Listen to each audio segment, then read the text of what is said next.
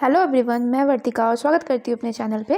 तो I hope आप सब अच्छे होंगे। तो आज मैं जो केवीएस का जनरल हिंदी और जनरल इंग्लिश का जो क्वेश्चंस हैं वो करवाऊंगी। आपको पता है कि जनरल हिंदी और जनरल इंग्लिश मिल करके टोटल 20 मार्क्स का आ रहा है। 10 मार्क्स की जनरल हिंदी और जनरल इंग्लिश भी 10 मार्क्स का। ये HM हेड मास्टर के पेपर में जो क्वेश्चन आए हैं आप देख करके शॉक हो जाएंगे, क्योंकि हम लोगों को लग रहा था कि कॉम्प्रीहेंसन आएगा, लेकिन इसमें कॉम्प्रीहेंसन नहीं पूछा गया है। सारे क्वेश्चन ग्रामर के ही हैं। तो ग्रामर बहुत अच्छे से तैयार करिए, क्योंकि अगर आपका जो अदर जो हिंदी है, नॉर्मल हिंदी, उसमें तो ग्रामर आएगी हिंदी इंग्लिश में। उसके अलावा इसमें भी कम्प्लीटली ग्रामर ही पूछी गई है। तो देखते हैं इसके क्वेश्चन कैसे आए हुए हैं। और चैनल पे नए हैं तो चैनल सब्सक्राइब कर लीजिए, और वीडियो अच्छी लगेगी तो लाइक कर दीजिएगा, कमेंट भी कीजिएगा। तो पहला क्वेश्चन है हमारा कि का वर्ग का उच्चारण स्थान कैसा है। तो ये तो ईजी था कि का वर्ग का क्या है, कंठस्थ है। ऐसा ही क्वेश्चन सिर्फ हिंदी वाले सेक्शन में भी आया था, ठीक है। टा वर्ग ऐसा पूछा गया था। तो कंठस्थ, तालव, मूंधस्थ, दंतस्थ, यानी कि ये हो जाता है का वर्ग, दंतस्थ में आ जाता है ता वर्ग, ओष्ठस्थ में आ जाता है पा वर्ग, ठीक है। तालव्य में कंठस्थ तालव्य चा वर्ग आ जाता है, ठीक है। इस तरीके से बहुत अच्छे से तैयार कीजिए ये। नेक्स्ट है कि निम्नलिखित में से व्यंजन संधि वाला शब्द कौन सा है। संधि से भी क्वेश्चन पूछा गया है। तो यहाँ से आप जो टॉपिक मिल रहे हैं उन टॉपिक को लिख लीजिए कि ये टॉपिक आपको पढ़ने हैं। संधि पढ़ना है, समास पढ़ना है, वर्ड को अच्छे से पढ़ना है, ठीक है। स्वर, व्यंजन, ये सब अच्छे से पढ़िएगा। तो व्यंजन संधि वाला शब्द जगन्नाथ है। कैसे? जगन्नाथ को अगर तोड़ेंगे तो जगत प्लस नाथ, तो जो व्यंजन है, व्यंजनों के से जो संधि उत्पन्न हुई है तो जगन्नाथ हो गया। मनोयोग की ऐसी संधि है, विसर्ग संधि है, क्योंकि इसका होता है मना धन योग, मनाह धन योग, ऐसे करके। सुरेंद्र का हो जाता है सुर धन इंद्र, और उमा धन ईश, तो उमेश हो जाता है। उमा धन ईश मिल करके उमेश हो जाता है। तो ये दोनों आपकी स्वर संधियाँ थी लास्ट की, और ऊपर वाली सबसे फर्स्ट व्यंजन संधि थी। कर्मधारय समास क्या है? समास से क्वेश्चन पूछा गया है। तो कर्मधारय समास जिसमें क्या होता है, विशेषण और विशेष मिल करके बनते हैं। तो नील गगन, यानी कि नीला है जो गगन, तो कर्मधारय समास इसका हो गया। कौन सा शब्द सत उपसर्ग से नहीं बना हुआ है? तो सत उपसर्ग से, तो यहाँ पे आपका सत्कर्म भी है, सत गुरु भी है, सहोदर थर्ड वाला हो गया। अभी इंग्लिश के भी करवाऊंगी। इंग्लिश के आप देखिएगा थोड़े से, मतलब अभी मुझे ऐसा लग रहा था कि एक्टिव पैसिव नहीं आएगा या फिर डायरेक्ट नायक नहीं आएगा, लेकिन सब पूछा गया, अब सब पढ़ने की ज़रूरत है। तो टिके रहिएगा, अंत तक देखिएगा वीडियो, ठीक है। चालू क्या है? चालू निम्नलिखित में से किस शब्द का किस भाषा का शब्द है? तो चालू आपका मराठी शब्द है, ठीक है। नेक्स्ट क्वेश्चन पूछा गया है, निम्नलिखित में से कौन सा सही नहीं है। नेक्स्ट क्वेश्चन था कि निम्नलिखित में से कौन सा कथन सही नहीं है। तो वर्ड स्वर की सहायता के बिना नहीं बोले जा सकते। तो बिल्कुल बात है कि किसी भी वर्ड को स्वर की सहायता के साथ ही बोला जाता है। तो ये बात सही है एकदम। स्वर उन वर्णों को कहते हैं जिनका उच्चारण स्वतंत्र नहीं होता। ये गलत है बिल्कुल, यही आंसर है आपका कि स्वर उन वर्णों को कहते हैं जिनका उच्चारण स्वतंत्र नहीं होता है। गलत, इसका उच्चारण स्वतंत्र होता है, यानी कि स्वतंत्र रूप से बोली जाने वाली ध्वनियाँ ही स्वर कहलाती हैं, और व्यंजन वो होते हैं जो स्वरों की सहायता से बोले जाते हैं। इसीलिए इन्होंने कहा नहीं, ये गलत था इसी वजह से। स्वर वर्णमाला के दो भेद होते हैं, हिंदी वर्णमाला के स्वर और व्यंजन, ये बात एकदम सही है। उत्पत्ति के आधार पर स्वर के दो भेद होते हैं, मूल स्वर और संधि स्वर। मूल स्वर में जो मतलब मेन ध्वनियाँ हो जाती हैं आ ई उ, और संधि वो होती हैं जो उनकी सहायता से बड़ा बड़ी ई ऐसे करके संधि स्वर में आ जाता है।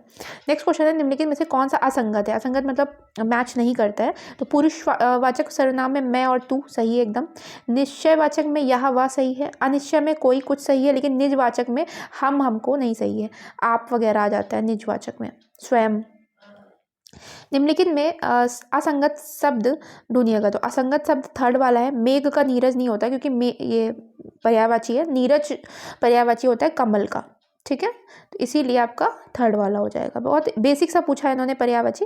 असंगत यहाँ पे पूछा गया। आँख चुराना का मतलब होता है सामने ना आना, बिल्कुल सही है। अकल का दुश्मन का मतलब होता है कमजोर व्यक्ति, अरे नहीं, अकल का दुश्मन का कमजोर व्यक्ति नहीं होता है। तो यही आपका असंगत पूछा गया था, सेकेंड वाला यह हो जाएगा। नेक्स्ट है कठपुतली होना का मतलब है पूरी तरह से वश होना, ये भी सही था। गोवा गरेस होने का मतलब होता है मूर्ख होना। तो सारे सही थे, केवल सेकेंड वाला सही नहीं था। हमसे असंगत ही पूछा था, इसीलिए सेकेंड वाला आपका आंसर हो जाएगा। लास्ट क्वेश्चन है कि निम्नलिखित में से कौन सा शुद्ध वाक्य है। तो शुद्ध वाक्य इसमें अगर आप पढ़ेंगे तो पहला है कई रेलवे के कर्मचारी की गिरफ्तारी हुई। नहीं, गलत है ये। मुझे एक चाय का कप चाहिए, मुझे एक चाय का कप चाहिए, अरे क्या ही है। एक मिठाई का एक डिब्बा लाना एक, ये भी गलत है। तो थर्ड वाला, यहाँ गाय का असली दूध मिलता है, तो ये पूरी तरीके से सही है। थर्ड वाला आपका सही हो गया। यहाँ पे आपके हिंदी के सारे कंप्लीट हो गए। अब मैं इंग्लिश का करवाती हूँ कि आई होप आपको ये हेल्प करेगा कि अपनी जो स्ट्रैटेजी को बनाने में कि कैसे आप क्या पढ़ें। अदरवाइज कॉम्प्रिहेंशन पे ज़्यादा प्रयास मत करें, ये कॉम्प्रिहेंशन से कुछ भी क्वेश्चन नहीं आया है। अब इंग्लिश के भी क्वेश्चन देखिए। इंग्लिश में भी कॉम्प्रिहेंशन नहीं पूछा गया है, पूरा ग्रामर ही पूछा गया है। He has accepted my invitation to dinner, तो इसमें पूछा गया जा रहा है कि वॉइस अगर बदलोगे, मतलब एक्टिव वॉइस है और वैसी पैसिव वॉइस में बदलेंगे तो कौन सा सही होगा। तो देखिए ही का हिम बनना चाहिए, तो देखिए इसमें दिख रहा है। आप एलिमिनेट भी कर सकते थे, तो यहाँ पे हिम इसमें दिख रहा था। और हैज़ है, हैज़ का मतलब प्रेजेंट परफेक्ट है, तो प्रेजेंट परफेक्ट में क्या हो जाता है, हैज़ बीन लग जाता है। तो इसीलिए आपका सेकेंड वाला आंसर एकदम सही हो गया कि my invitation to dinner has been accepted by him. ठीक है, तो एक्टिव पैसिव अच्छे से पढ़ लीजिएगा। नेक्स्ट है हमारा डायरेक्ट इनडायरेक्ट से क्वेश्चन है कि Ram said when will you meet me Shyam. तो राम ने पूछा कि कब वो मिलेगा उससे, तो फिर श्याम या इसका हो जाएगा। पहली बात तो इंट्रोगेटिव है, तो इंट्रोगेटिव में क्या होता है, Ram asked Shyam when he would. Third वाला इसका सही होगा। कैसे, देखिए यहाँ पे डैट वगैरह तो लगता नहीं है, या वो जो क्वेश्चन वर्ड है वही लग जाता है, तो व्हेन का व्हेन लग गया।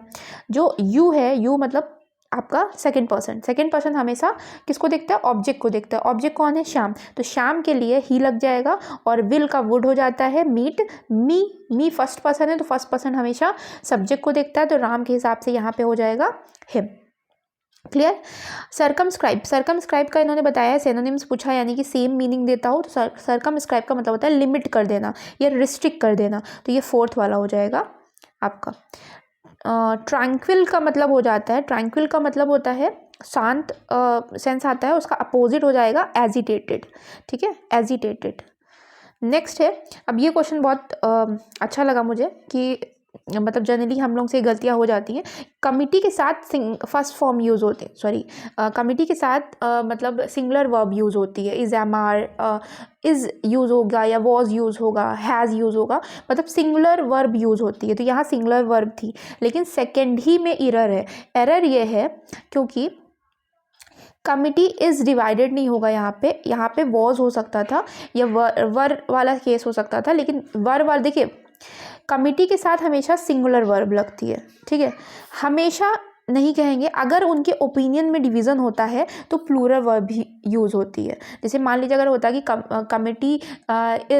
कमिटी वर डिवाइडेड ऑन, मतलब वर इस केस में आता है जब वो डिवाइड हो रही होती है। पहली बार तो डिवाइड हो रही है, तो इसीलिए यहाँ पे गलत हो जाएगा कि यहाँ पे क्या लगेगा, प्लूरल वर्ब लगेगा, सिंगुलर नहीं लगेगा। ठीक है, पहली बात उनके ओपिनियन में डिवीज़न आ रहा है ना, जब कमिटी आकर के मिलती है, बैठती है, तो वहाँ हमेशा सिंगुलर वर्ब यूज़ होगा, इज़ यूज़ होगा, वॉज यूज़ होगा, हैज़ यूज़ होगा। लेकिन यहाँ पे क्या है, डिवाइडेड है। डिवाइडेड मतलब उनके ओपिनियन, उनकी राय में डिवीज़न आ रहा है, अपनी अपनी वो राय रखेंगे, तो उस जगह पे इज़ यूज़ नहीं होगा। इसीलिए आपका सेकेंड वाला एक सिंटेक्स वाली ये जो बेसिक ग्रामर रूल है ना, ये किसी भी नीतू मैम की जो बुक है या फिर लूसेंट है आपके पास, तो स्टार्टिंग में ही आपको ये गिवन होता है। कुछ 50 रूल्स होते हैं, उनको एकदम अच्छे से रट लीजिएगा, क्योंकि इससे उस इंग्लिश में भी क्वेश्चन है।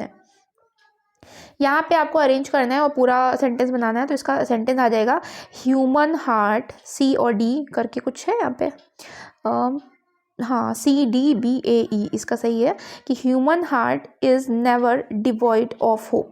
ठीक है, तो फर्स्ट आपका एकदम सही आ जाएगा।